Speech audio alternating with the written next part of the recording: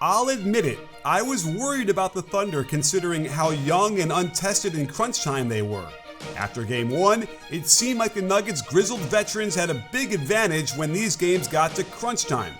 But it's been the Thunder who have shown a toughness down the stretch to overcome fourth quarter leads and put themselves in the perfect position to beat Denver and move on to the Western Conference Finals.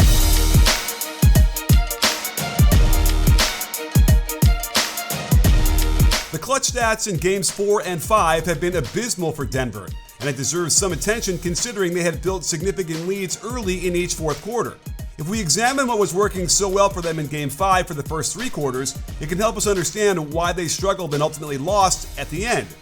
It should come as no surprise that Jokic posting up was the most effective thing for the Nuggets. While you can see a little attempt at forcing SGA onto Jokic with his ball screen, they just clear out the side for him, and while Hartenstein is trying to prevent Jokic from going to his right, he ends up losing contact and allowing the easy step through for the and one. Despite poor spacing by the Nuggets on the weak side, which would have allowed a quick double team, OKC seemed content to let Hartenstein beat Batman and go solo against the Joker. They didn't do a ton of matchup hunting, but deep in the third, they targeted Chet Holmgren by ball screening with his man. This forced a switch, but Denver doesn't have good spacing on the right side and allowed Williams to step up as an extra defender. However, allowing Jokic that deep of penetration means the potential for putbacks is high, something he did 5 times last night. They did the same thing at the end of the third quarter to force poor Chet to deal with the sizable Serbian in the post. The Thunder do bring a double from Williams, and Strother takes advantage of the poor closeout by SGA to get into the lane and shovel it to Russ, who flips it in. It should also come as no surprise that the Murray-Jokic pick and roll got them a bunch of scores throughout the game. Murray's threat to drive tends to pull Jokic's man over into the lane to contain. While Chet was in the area to potentially rotate, Gordon is screening him, and Hartenstein doesn't get back in time to influence this catapult from Jokic into the basket. To combat the pop for 3, you can see Hartenstein sticks to Jokic, relying on Chet on the weak side to protect the rim. But Holmgren gets way too concerned with the Gordon flare screen for Porter Jr. that he's late protecting the rim and commits the foul to compound the issue.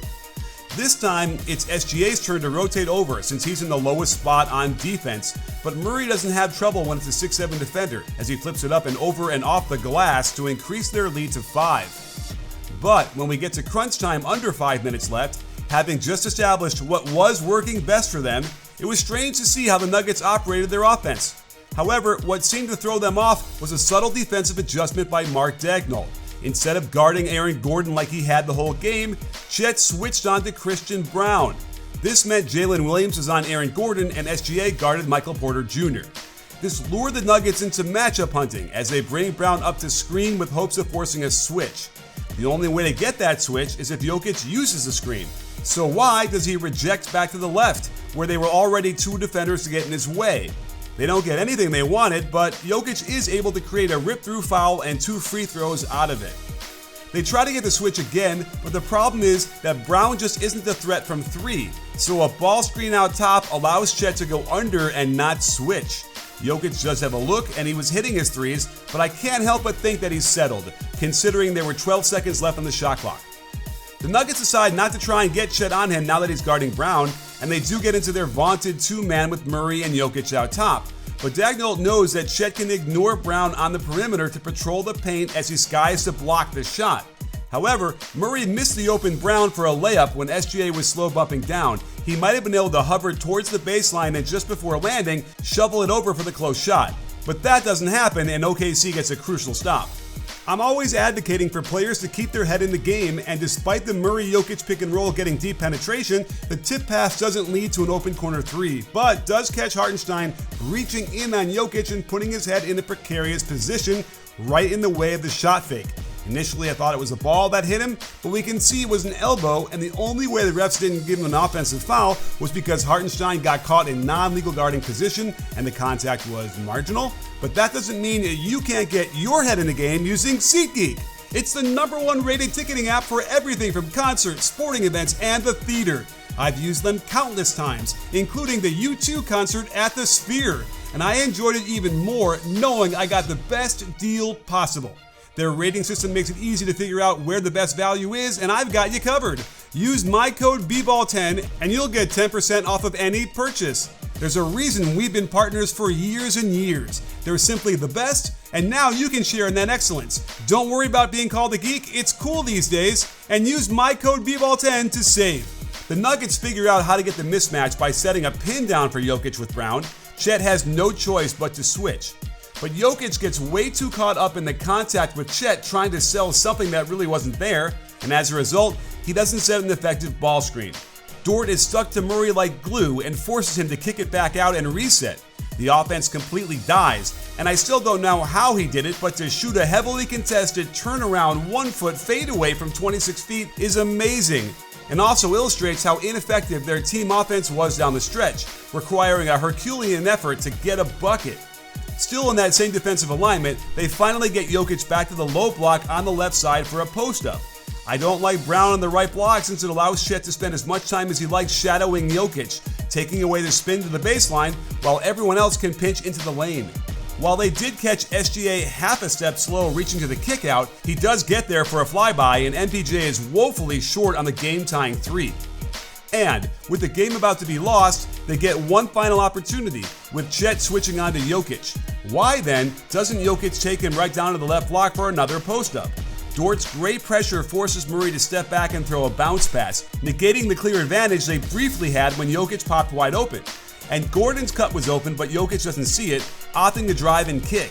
MPJ is probably trained to just shoot it whenever Jokic passes it out, but this was simply not an open shot, and it doesn't get anywhere close to the rim. And in their last gasp effort, the ball was supposed to go to Murray, but why didn't Gordon screen to get him open?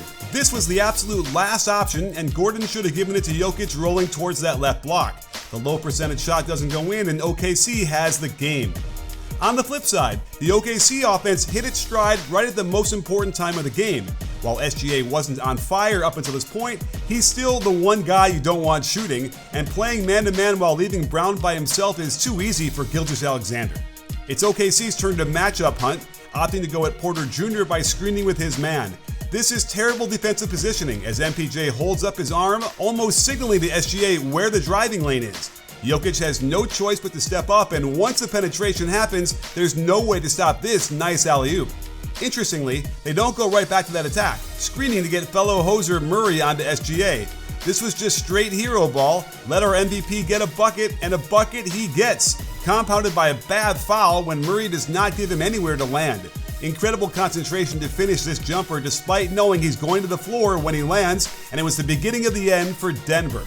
Give credit for defending this very well up until the end as they contain the initial ball screen, luring SGA to get it out of his hands on the skip to the right wing. Everything was going fine for the defense as Brown had SGA contained, and I like Murray leading the double with the shot clock winding down. This seemed like a solid choice to run to the shooter who had 4 of 8 threes in this game, and that leaves a guy who was 1 for 4 from behind the arc wide open. The only guy who had any hope of rotating was Jokic, and he makes no attempt to get around the screen from Hartenstein, and this will probably go down as the biggest shot of the series. And to seal in their practice, nothing fancy, just bring Jokic up into the pick and roll. Great energy to step up and stop SGA cold in his tracks, but on the reset, Hartenstein erases Brown and Jokic does not step up like he just did, enabling Shea to put the exclamation point on a gritty win they had to pull out down the stretch, and likely gives them what they need to win the series and move on to the next round. The one ray of hope the Nuggets have is their zone defense, as they've caused all kinds of havoc to the OKC offense, as evidenced by their paltry points per possession output in a big sample size. Having only run it 2.6% of the time in the regular season, I'm not surprised the OKC coaching staff was caught off guard, so let's look at what was happening from both sides of the ball. OKC kept trying to inside ball screen the guard with SGA handling the ball. You would think this makes sense to have your best scorer trying to break down the zone, but that screen doesn't do anything because the second guard was just loading up to prevent him from using it. Now they've got other players trying to be playmakers, and that's a win for the defense. Again, when it's Lou Dort on the weak side wing, Murray can ignore him to load up on the ball screen. This is definitely not the play, but Dort got a little too excited. Now watch what this play looks like by simply shifting the personnel. As Williams is the ball handler, suddenly Murray can't load to the ball. Now there's space to skip to the corner and an easy pass to the dunker spot for Hartenstein's patented jump hook. If OKC continues to have SGA be the ball handler, however, it won't go well for them, as the quick screen gets him some space, but Jokic is there to knock the left-handed dribble away. Here it is again, where the Nuggets are more than happy to bring the weak side guard over, and Jokic up at the nail, so SGA has to give it up. Letting the others try to create in space hasn't been successful yet since they're not comfortable in this role. There's the same inside ball screen, Russ is just standing there waiting for him, and even though the Thunder are trying to take advantage with two players spotting up on the weak side, Jokic can close out to the corner from the center position and force Chet to make another pass back out, which he throws away. But now check what happens when they set that screen to the outside for Shea. This allows him into the seam between the guard and the forward, and it's a killer for any zone defense. Same screen, and it forces Jokic to have to engage instead of the weak side guard. Shea had an easy alley-oop if he wanted it, but opts for the open step-back 12-footer. There really isn't help when the screen is set in this direction. Aaron Gordon is way too far away to get there, and while this is a good shot, a quick pass to Dort and then to Hartenstein would have gotten them an even better shot. And another reason why MPJ was just waving out there on this possession was because he's thinking he's just playing his zone, but it's clear that this is what OKC needs to do to attack it, and the result of this play was the reason the Nuggets went away from it. So the blueprint is clear on how to defend the Nuggets and attack their zone, leading me to the only conclusion I can come up with. OKC will be moving on to the conference finals.